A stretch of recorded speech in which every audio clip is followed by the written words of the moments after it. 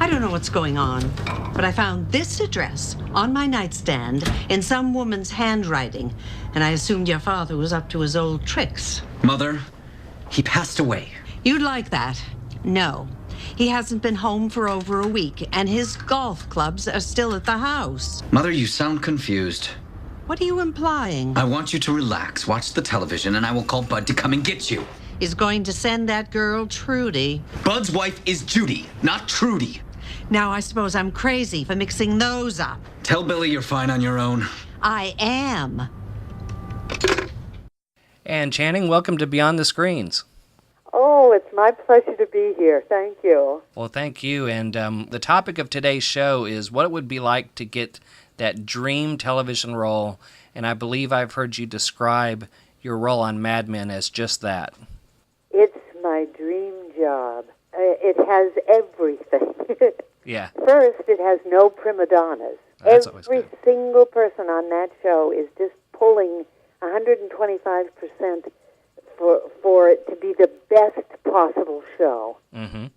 And there's nobody pulling rank at all. Everybody pitches in to help. And the attention to detail. This is a period show. It takes place in the late 60s, Right. when Madison Avenue was in its heyday. And the attention to detail Matthew Weiner is the executive producer, and he doesn't let anything go by. That's good. I had to reshoot a scene once just because he didn't like where I was positioned on the set. Okay. He said, this woman takes the whole stage. She believes that she sits right in the middle on the best seat on the sofa and, like royalty. Yeah. And she takes charge, and everybody caters to her. We reshot the scene just so I would be... Sitting in the right place. Yeah, in the right place. What was that day like when you first found out you were going to play this part? When I went to the original audition, I looked at the script and I said, oh, this is good. This is good writing. And that's where it all starts, with the writing. Sure. If you don't have a great script, you might as well forget it. Yeah. But it was a fabulous script, first.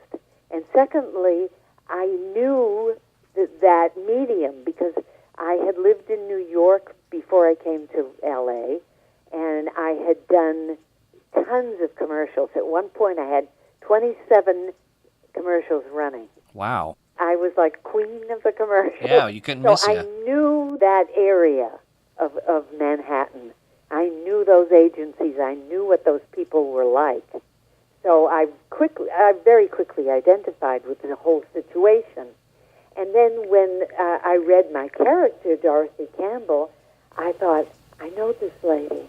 And it was just an instant identification. Yeah, I mean, little did you know when all that was going on, it was setting you up for a future role. Really? I had no idea when I was walking those streets of Madison Avenue. Who knew? Yeah, that you would almost somewhat be kind of in that universe again. Yes. A few years later. I bet the whole experience, I mean, from the first day, I mean, as the show has gotten better and better and the show's popularity has grown as fast as it has, I would be willing to bet that just the whole experience has just gotten better and better as well as it's gone along. Well, you had no idea that it would be such a tremendous hit. Yeah. When you first started out. I knew it was a good show, but I didn't know that it would catch on the way it did. And for 3 seasons in a row, it won the Emmy for Best Dramatic Series. So that's really unusual and very exciting to be part of. Well, and originally, Dorothy had a husband, Andrew, and the actor who played him, Christopher Allport, unfortunately had died in an avalanche while skiing, and the producers had to make an adjustment. And they wrote in there that Andrew died in a plane crash, which obviously changed his life for Dorothy. So, and they didn't quite know what to do with me. yeah, that's what I'm wondering. I'm curious as to what that experience was like. That's not something that happens very often, when you had to make story adjustments like that affect other people's character as well. I didn't know until the day I went into to what they call the table read. Yep. That's the first time you look at the script and read it out loud. And I started to read it, and I thought they're going to get rid of this character. And then somebody leaned over and they said, "Didn't you hear? Oh, he no. actually died in real life." And then Matthew told me later on that the scripts were all written for the next season for Christopher playing my husband. Mm-hmm. And we were going to take the other set of in-laws out to dinner and always stick them with the check. They have all the money. Right. But we have the status. And now she relies heavily on her son, Peter, for a variety of things. And he's already dealing with family and work issues of all types. And this is obviously also compounded with that dealing with the early stages of dementia as well. And yes, I'm starting to lose it. That's the thing. It's like I have to think in playing Dorothy, there's kind of that delicate balance because she's got that really great quirky personality that at times you kind of want to laugh a little bit, but then you remind yourself that some of that quirky nature is due to the fact that she's dealing with that issue. Yes. Sometimes I say, "Oh my gosh, she's so demanding." That's her. She's realizing that she's starting to lose her grip, and it stuns her, and she pulls Pete right into it. Yeah, just for that kind of reassurance of stability. Yes, what a wonderful actor, Vincent Kartheiser. Yeah, he's good. He plays this obnoxious character. Yeah. I mean, nobody seems to like him. Right.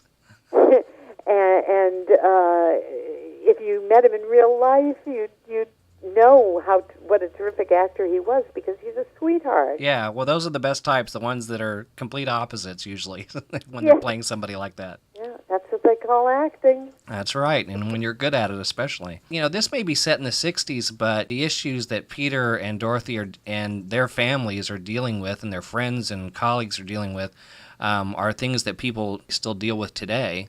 Oh, and absolutely. Do you think that that's really some of the best roles to play, are those roles that are really relatable to people?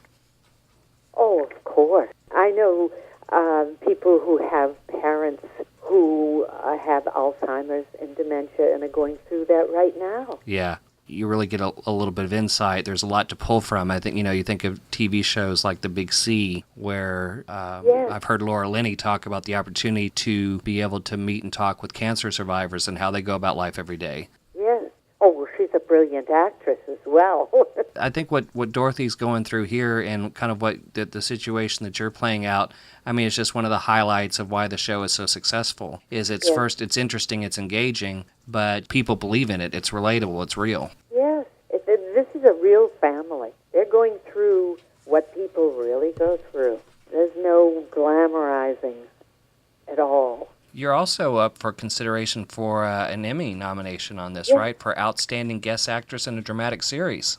Yes, that's a real honor, because there are fantastic actresses in that category. Jane Fonda, Shirley MacLaine, Marcia Gay Harden.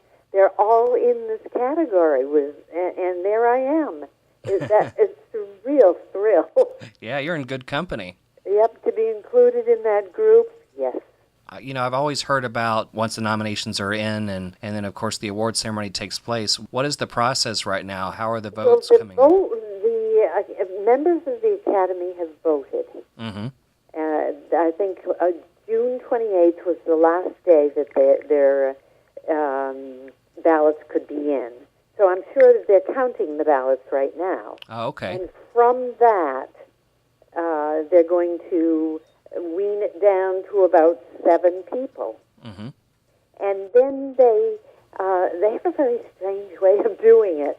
but they invite an Academy member to be part of the selection process. And then if you are invited to be part of the group that are selecting the winner, you have to look at all the tapes of all the people that are in that finalist group. And that's a big time commitment, and I'm sure a lot of the people don't really know me. They know Jane Fonda because she's been around. But I'm hoping that when they see the work, Absolutely. that will convince them. Because Well, I'm very proud of the work that I'm doing on the show. Absolutely. Well, I mean, and as well you should. Thank you. And I think there's every chance that you're involved in that, because even in recent years in the Academy Awards, some people that were also in those groups with names that people knew end up coming out on top because their performances were just that great. You deserve to be there, and we'll be keeping our fingers and toes crossed for you. It also helps the tale of the period. Oh, yeah. The lady who does the costumes, Janie Bryant, is brilliant at keeping the period. She won an Emmy herself for that series Deadwood. Mm-hmm. And she just is so detailed. We even have to wear the underwear from the period. It's true. Yeah, I bet. And that helps your character, too. Yeah. Well, it's a whole nother meaning for dressing for work. Yes, it does. It does. Well, I love that mink coat they had me in, though. Yeah, I know, right? Oh, gorgeous. They even had an assistant for that mink coat. They didn't want anything to happen to it because it was period and it was mint condition. Wow. So you had the guardian of the mink coat. Yes. Well, you've been involved in a number of great TV series, like ER and Life with Bonnie, Home Improvement, Family Matters, as well as getting some great film roles in movies like Evan Almighty and Charlie Wilson's War. But you also have a very impressive theater background as well, and I know you're very passionate about that, and you're still involved in that today, too, I understand, with everything else you've got going on. Yes, I was a founding member of a company called Pacific Resident Theater. Mm-hmm. And we're located in Venice, California, and we're about 5 blocks from the beach. And we now have 3 theaters. We started out with one little black box theater, and now we have 3. And quite a list of subscribers. Mm-hmm. And that group has always, Pacific Resident Theater has always been about the work. The people that do plays there are not there to promote themselves. They're there to do the best plays and the best possible material that we can get our hands on. Right now is playing A View from the Bridge by Arthur Miller. Yeah. And it got terrific notices. I don't happen to be involved in that show, but I saw it on opening night, and it's terrific. Well, and you said you're real close to the beach, so I guess we know where the cast parties are. Yes. Well, what other projects are you working on now that you'd like everyone to know about? Well, I just finished a feature film called A Christmas Miracle, and I play the society editor of the newspaper, and I'm having an affair with the editor. And he doesn't want anybody to know. He's pretending that nobody knows about it. And, of course, the whole office knows. But he'll come up to my desk and say, Gertrude, do you think that you could spare your lunch period to work on this project with me? I guess He's really just asking her to lunch, and everybody's sort of giggling behind their computers. Well, I guess in his case, the Christmas miracle he's hoping for is that nobody finds out. The problem is everybody knows. Well, actually, during the Christmas party, he proposes to me. Oh, really? Yeah, it's a charming film. And I expect it to be coming out during the holiday season. And Paul Dooley, the actor, it plays the editor-in-chief. Mm-hmm. That was my latest thing. And onward, ever onward. Very nice. Well, we'll look forward to that, and we'll also keep an eye out for the Emmy nomination process as well. Oh, yeah. Channing, it's been a real pleasure talking to you today about your career and the character of Dorothy Campbell on Mad Men, and I just want to congratulate you on your success, and we'll be looking forward to seeing you in many more dream roles to come. Oh, thank you so much. I've enjoyed this.